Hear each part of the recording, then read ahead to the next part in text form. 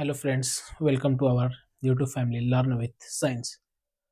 आज की क्लास में हम लोग देखेंगे बायोलॉजी क्या है, बायोलॉजी को कितने पार्टों में बांटा गया है। तो आइए देर ना करते हुए हम लोग सबसे पहले चैप्टर को स्टार्ट करते हैं। तो जैसे कि आप लोगों को पता होगा कि बायोलॉजी साइंस का एक पार्ट है, यानी कि विज्ञान की एक शाखा है ना। विज्ञान को मुख्यतः तीन भागों में बांटा गया है। एक है बायोलॉजी, दूसरा है केमिस्ट्री और तीसरा है आपका फिजिक्स। तो हम लोग बायो को कवर करने वाले हैं इस वीडियो में। तो देर ना करते हुए आइए शुरू करते हैं बायो को। तो बायो का परिभाषा अगर पूछे, डेफिनेशन पूछे, तो हम बोल सकते हैं कि विज्ञान की वह शाखा जिसके अंतर्गत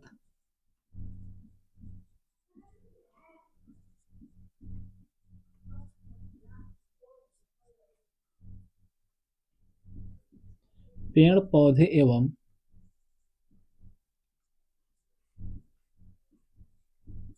जीव जंतुओं के बारे में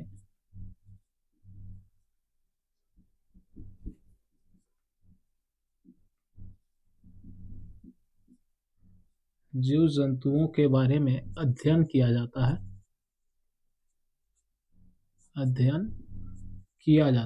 उसे क्या कहेंगे? उसे कहेंगे बायोलॉजी।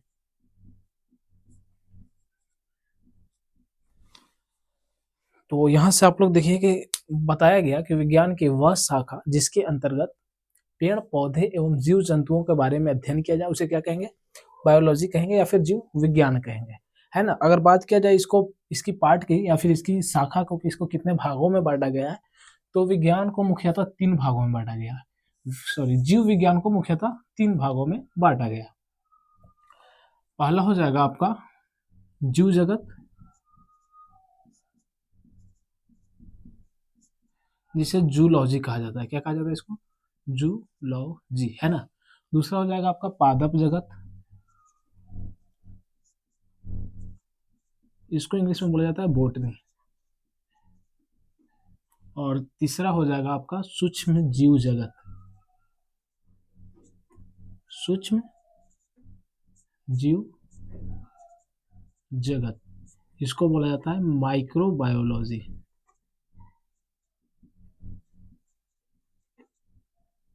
चलिए, तो बायोलॉजी को हमने कितने पार्ट में बांटा? बायोलॉजी को हमने बांटा तीन पार्टों में।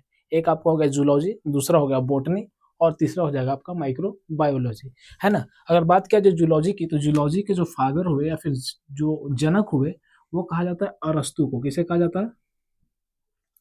अरस्तु को जूलॉजी के जनक कहा जाता है। बॉटनी के जनक कहा जाता है थियोफ्रास्टस को। किसे कहा जाता है? थियोफ्रास्टस को क्या कहा जाता है? बॉटनी का जनक कहा जाता है ना। और सूक्ष्म जीव जगत के जो जनक हुए वो हो गए आपके Leeuwenhoek.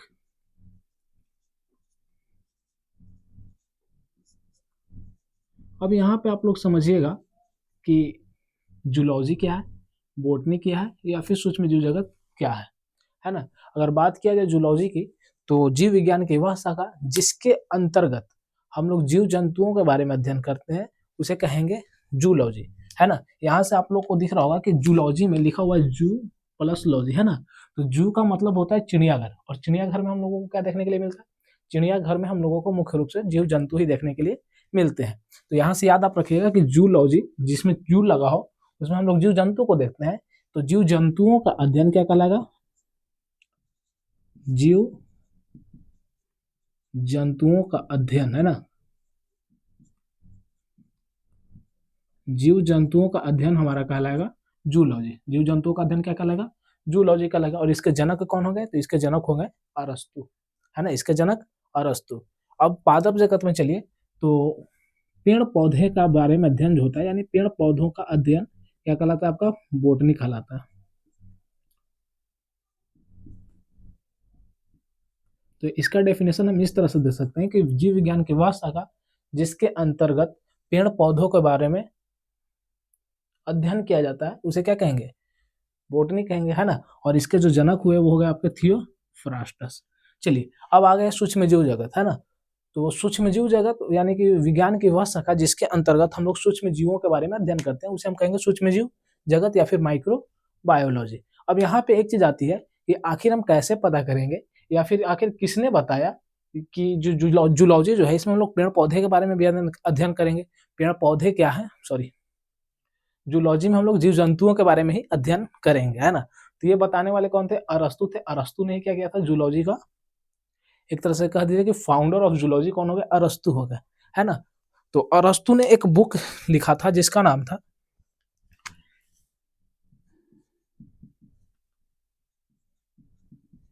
History of animals. Book का क्या नाम था, हिस्ट्री ऑफ एनिमल्स, है ना। ये किसके द्वारा लिखा गया था, ये लिखा गया था अरस्तु के द्वारा। इस बुक में इन्होंने विभिन्न प्रकार के जीव जंतुओं के बारे में, जानवरों के बारे में अध्ययन किया था। किस किताब में, हिस्ट्री ऑफ एनिमल्स में। इसमें जीव जंतुओं के बारे में क्या था, अध्ययन किया गया था और उसके बारे में लिखा गया था।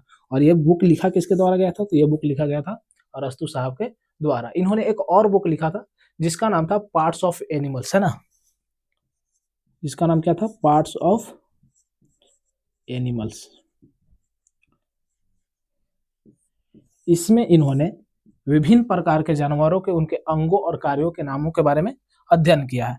इस बुक में हम लोगों को मुख्य रूप से किस चीज के बारे में मिल जाता है, तो विभिन्न प्रकार के जंतुओं के और उनके कार्यों के बारे में और अंगों के बारे में, है ना, उसके शरीर के बनावट कैसा है, वे क्या करते हैं, वे अपना भोजन कैसे प्राप्त करते हैं। तो इन सब के बारे में किसमें लिखा गया है, पार्ट्स ऑफ एनिमल्स में। इसके अलावा इन्होंने एक और बुक लिखी थी जिसका नाम था जेनरेशन ऑफ एनिमल्स।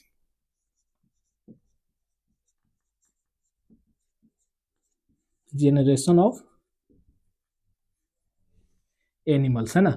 इस बुक में इन्होंने बताया था कि जितने भी जीव जंतु हैं उसका उत्पत्ति कैसे हुआ और इनके प्रजनन क्षमता के बारे में, या फिर ये कह लीजिए कि हर एक जंतुओं का जो सीजन होता है रिप्रोडक्शन का, तो उसके बारे में अध्ययन आप लोग को इस बुक में मिल जाएगा, जनरेशन ऑफ एनिमल्स में, है ना।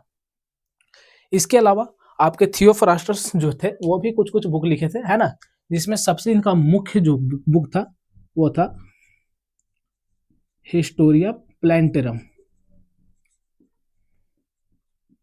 हिस्टोरिया प्लांटेरम ये बुक लिखा गया था थियोफ्रास्टस के द्वारा। किसके द्वारा लिखा गया था, थियोफ्रास्टस के द्वारा।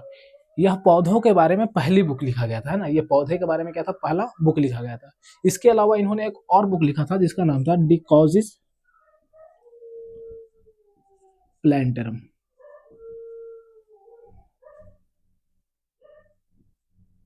एक और बुक क्या लिखा गया था, डी कॉजिस प्लांटेरम, है ना। इस बुक में इन्होंने पेड़ पौधे के वृद्धि और उनके कारणों के बारे में वर्णन किया था, है ना। इस बुक में क्या किया गया था, पौधे की वृद्धि और उसके कारणों के बारे में क्या गया था, अध्ययन किया गया था। तो आई होप आप लोगों को समझ में आया होगा कि बायोलॉजी को कितने पार्ट में बांटा गया, बायोलॉजी कहते किसको है, तो विभिन्न विज्ञान की वह शाखा जिसके अंतर्गत पेड़ पौधे एवं जीव जंतुओं के बारे में अध्ययन किया जाता है, उसे हम क्या कहते हैं, जीव विज्ञान कहते हैं। जीव विज्ञान को 3 भागों में बांटा गया, जीव जगत, पादप जगत, सूक्ष्म जीव जगत। जीव जगत के जो जनक हुए वो हो गए अरस्तु साहब, पादप जगत के जो जनक हुए वो हो गए थियोफ्रास्टस, और सूक्ष्म जीव जगत के जनक हो गए लीवेनहॉक, है ना। इसके अलावा हिस्ट्री ऑफ एनिमल्स किसके द्वारा लिखा गया, अरस्तु के द्वारा लिखा गया। इस बुक में, है ना, हिस्ट्री ऑफ एनिमल्स में शरीर क्या गया था, हिस्ट्री ऑफ एनिमल में विभिन्न जानवरों का अध्ययन है ना, विभिन्न प्रकार के जानवरों का वर्णन किसमें किया गया है, हिस्ट्री ऑफ एनिमल्स में। उसके बाद आप आ जाए पार्ट्स ऑफ एनिमल्स, है ना। पार्ट्स ऑफ एनिमल में जंतुओं के शरीर के अंग और उसके कार्यों के बारे में क्या गया है, वर्णन किया गया है। इसके अलावा है जनरेशन ऑफ एनिमल्स। इस बुक में विभिन्न प्रकार के जानवरों के या फिर जंतुओं की उत्पत्ति और उसके प्रजनन के बारे में क्या किया गया, वर्णन किया गया है ना। अब आइए पादप जगत में, तो पादप जगत के जो जनक हुए वो हो गए थियोफ्रास्टस। पादप जगत में मुख्य रूप से पेड़ पौधों का अध्ययन है ना। और इसमें सबसे पहला बुक जो लिखा गया था वो था हिस्टोरिया ऑफ प्लांटेरम, है ना, हिस्टोरिया प्लांटेरम। ये बुक लिखा गया था थियोफ्रास्टस के द्वारा। और इसके अलावा एक और बुक लिखा गया था डे कॉजिस प्लांटेरम, है ना। इस बुक में विभिन्न प्रकार के पेड़ पौधे की वृद्धि और उनके कारणों के बारे में अध्ययन किया गया या फिर वर्णन किया गया है। चलिए, माइक्रोबायोलॉजी का जनक जो हो गए वे हो गए आपके लीवेनहॉक। इन्होंने 1674